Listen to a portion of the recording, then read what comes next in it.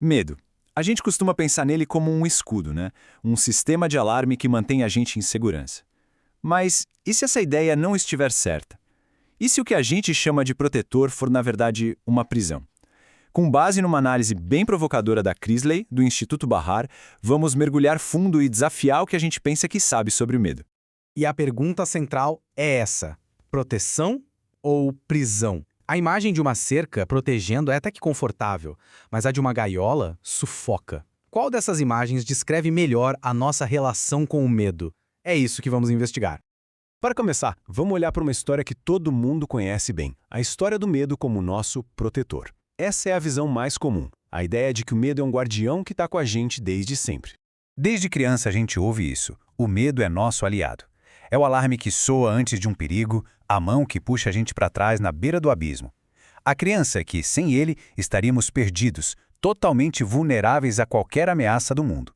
Só que é aqui que a coisa começa a virar. Será que essa proteção toda não tem um custo? Será que a gente não ficou tão dependente desse alarme que nem lembra mais como é viver sem o barulho constante de um perigo que talvez nem chegue? Então vamos lá. Vamos abrir o capô e ver como essa máquina do medo funciona de verdade. Porque o lugar onde ele mais atua não é onde a maioria de nós pensa que é. Pense um pouco. Quando um carro freia com tudo na sua frente, a gente não sente medo, a gente reage. É puro instinto. O medo, ele aparece depois, quando a gente já está em segurança, em casa, imaginando o que poderia ter acontecido. Ele vive no e se, e não no agora. E esse é o ponto-chave. O medo mora no campo da imaginação.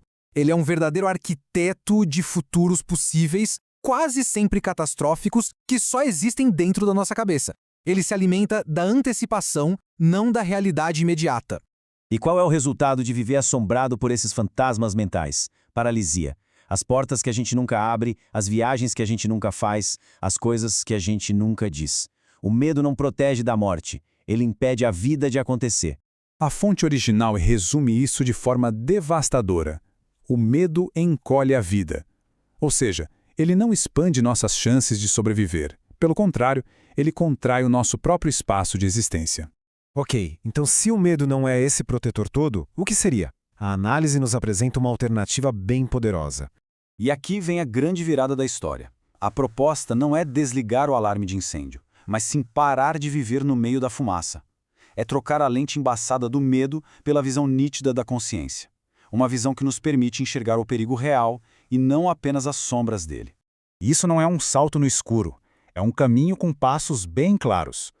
Tudo começa com a consciência, com o simples ato de ver as coisas como elas são. Essa clareza gera prudência, e a prudência, por sua vez, leva a decisões mais sábias. E são essas decisões que criam um caminho que é seguro de verdade. Mas o que é essa tal de prudência? Bem, é a consciência em ação. É a diferença entre ver um obstáculo e entrar em pânico, e ver um obstáculo, avaliar o melhor jeito de contorná-lo e aí sim agir. É a resposta calma no meio da tempestade. Para deixar essa diferença ainda mais nítida, vamos colocar esses dois conceitos lado a lado, porque o jeito que eles se manifestam nos nossos pensamentos e ações é completamente diferente. A fonte nos convida a fazer uma pausa aqui e sentir essa diferença. Não só pensar, mas sentir.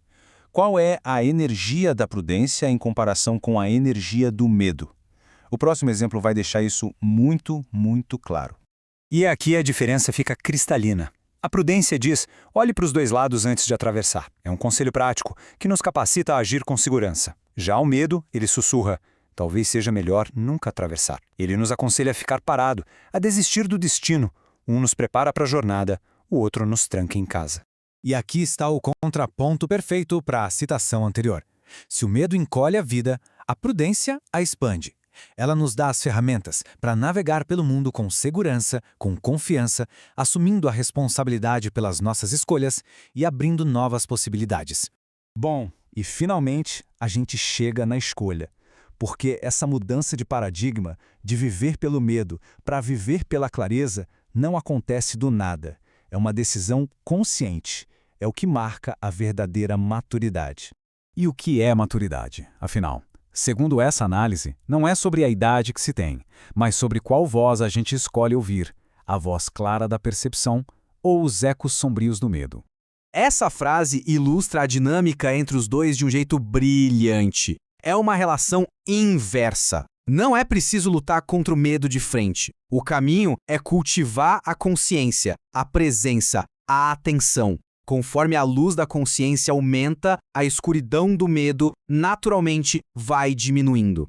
E assim a gente volta para aquela pergunta do início, mas agora com uma perspectiva totalmente nova. Será que o medo é um item essencial na bagagem da vida, ou será que ele é um peso antigo que a gente pode finalmente deixar para trás e substituí-lo pela leveza da consciência, da sabedoria e da confiança?